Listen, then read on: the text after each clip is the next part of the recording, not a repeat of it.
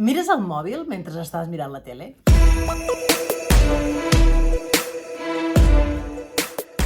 Hola a tothom, com anem?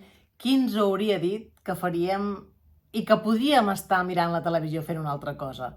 Bé, la veritat és que alguns de nosaltres ja no sabríem mirar la tele mentre estem mirant el nostre telèfon mòbil. És a dir, que la nostra vida està plena de multitasca i la veritat és que han canviat molt els hàbits de nosaltres amb les tecnologies, amb els gadgets, i ara no podem estar només mirant el televisor, esperant a veure què fan i sense fer res. O sigui, no podem fer un parèntesi, sinó que hem d'estar actius. I sobretot, no només comentar alguna cosa de la tele amb el que està al teu costat al sofà o amb el que està més cap allà per comentar, sinó que ja podem comentar i volem comentar amb tot el món. Veiem una cosa a la tele i diem, això pot ser? I ja vas directament a les xarxes socials a veure si allò és cert, si hi ha més gent que pensa el mateix. I la veritat és que ens sentim interpel·lats, no? Moltes vegades estem seguint programes que després, doncs, allò que hem pensat, anem a les xarxes, sobretot al Twitter, i descobrim que hi ha molta més gent que pensa com nosaltres. Aquesta pràctica és tan habitual que un munt de vegades les tendències, els trending topics, els temes del moment estan molt acaparats per grans fenòmens televisius. Ara és el cas, per exemple, del programa Eufòria. Cada divendres a TV3 és trending topic a Espanya amb tots els comentaris que fa la gent sobre si un li ha agradat, si no, criticant el jurat, dient la seva.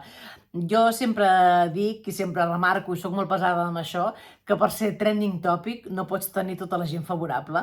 Per ser tendència, per ser trending topic i per generar conversa social, el que hem arribat a dir conversa social, ha d'haver-hi clars i obscurs, és a dir, que ha d'haver-hi crítica i gent que li agradi comentar, no? No totes les productores, no tota la gent que presenta programes això ho porta bé, però jo crec que ens hem d'anar acostumant a que per tenir un gran èxit, per ser trending topic, no només a l'estat espanyol, sinó a Europa o al món, has d'acceptar les crítiques perquè segurament n'hi haurà moltes. Si el nostre objectiu quan fem un programa de televisió és ser trending topic, evidentment apretarem en aquest cas i no farem un contingut light, sinó que el perill és que intentem fer coses polèmiques, coses que cridin l'atenció, no?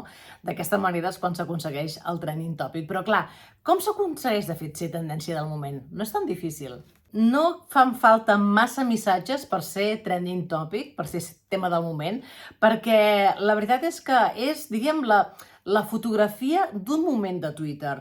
No és un trending topic, no es pot crear al llarg de moltes hores, sinó que ha de ser un grup de gent que en un moment donat, en un minut concretament, estigui utilitzant aquella etiqueta, utilitzant aquell hashtag alhora, no?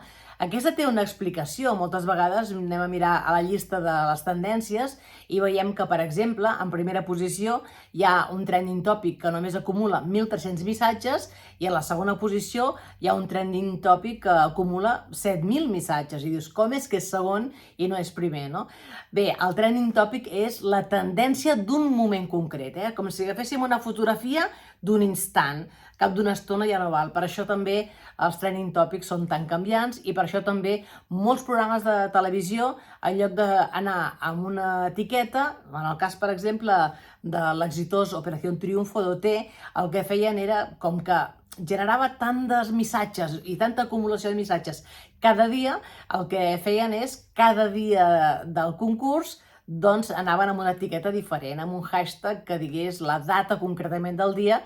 Es van inventar això, els meus companys, els meus amics, la Belena Gaynor, l'Albert Vico, que formen part d'aquest equip potent d'Operació Triunfo. Això van fer cada dia un trending topic i sempre apareixien a les primeres posicions. Si haguéssim fet el hashtag OT, per exemple, sense més, potser no ho haurien aconseguit tant, perquè hauria estat tanta estona la gent, ara un fa un tuit, ara un altre, que no hi hauria una punta de missatges que el convertirà en trending topic. Per què no hem de perdre el cap tampoc pels trending topics? De vegades ens pensem que són les coses més interessants del dia el que s'aconsegueix ser tendència, trending topic, i no sempre és així. Per exemple, la marca PC Componentes cada vegada que fa un concurs per, no sé, per sortejar un ordinador, acaba sent trending topic perquè hi ha un munt de gent que alhora fa servir aquella etiqueta per aconseguir l'ordinador, i això no és un tema important a tenir en compte a nivell periodístic, no? També moltes vegades hi ha el hashtag última hora o, per exemple, el bon dia. Algunes vegades ha estat tendència, jo dic sempre, poseu bon dia en català perquè sigui tendència, i algun cop s'ha aconseguit, però menys, no? Bé, també hi ha coses surrealistes, no? Perquè qui marca els trending topics, qui marca les tendències és el mateix Twitter, no? I moltes vegades han passat coses molt bèsties, com per exemple en el cas del referèndum que es va fer a Catalunya, no? Que alguns el consideren il·legal. En el cas d'aquell referèndum, l'etiqueta referèndum és evident que l'estava posant un munt de gent i mai va arribar a ser tendència ni trending topic, no? I això fa mal pensar una mica respecte a les etiquetes i que no forma part de la matemàtica, no?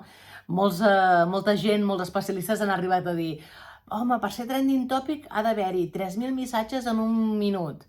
La veritat és que és relatiu, de vegades passa, de vegades no, i és una mica com els algoritmes, eh? El fet de ser trending topic no és una qüestió matemàtica, sinó una qüestió que detectin d'alguna manera o altra les màquines de Twitter. Avui és un tema una mica estrany, ja ho veieu, però és que tenia ganes de parlar, no, d'aquesta activitat que cada vegada fem més.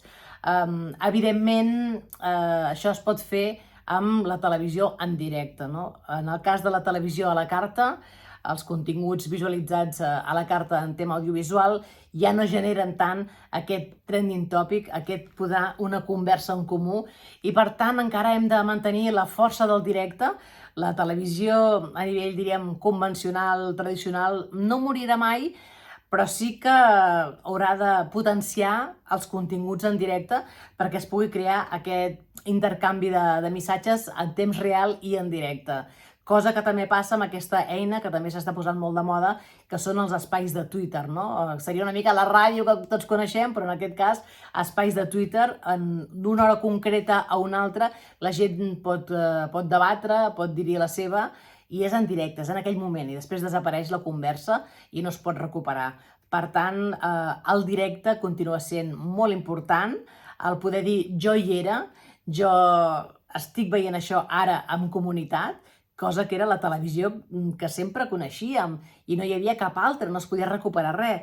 Veies allò o ja està, o t'ho perdies i no podies recuperar-ho mai. Sembla que faci molt de temps i no fa tant temps d'això, no?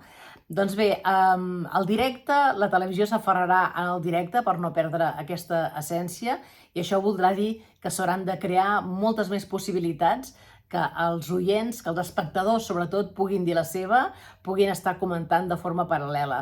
Les Smart TV tenen la possibilitat, les televisions amb internet, la televisió intel·ligent, mirar una cosa en directe, pots obrir també la finestreta al costat amb el Twitter i pots anar seguint també el Twitter, un hashtag concret, mentre estàs veient el televisor, però encara no està fet de forma còmoda. Jo crec que tot això anirà evolucionant els pròxims temps i acabarem tenint una televisió molt més interactiva de la que tenim actualment. La qüestió és posar en comú, criticar, debatre, tenir conversa social entre tots al voltant d'un reality, d'un documental que ens fa obrir la ment, no sé, de qualsevol cosa. La conversa social no es pot perdre a través de les xarxes socials i, sobretot, debatre amb educació, de bona manera, no? És l'única possibilitat que tenim de poder continuar enganxats a les xarxes socials, no? Tenir ètica, ser educats i, sobretot, intentar sortir de la nostra bombolla, on tothom ens diu que som meravellosos i tothom parla com nosaltres, les nostres idees. Hem de fugir d'aquesta bombolla perfecta i buscar contrastos per poder tenir criteri. Adéu!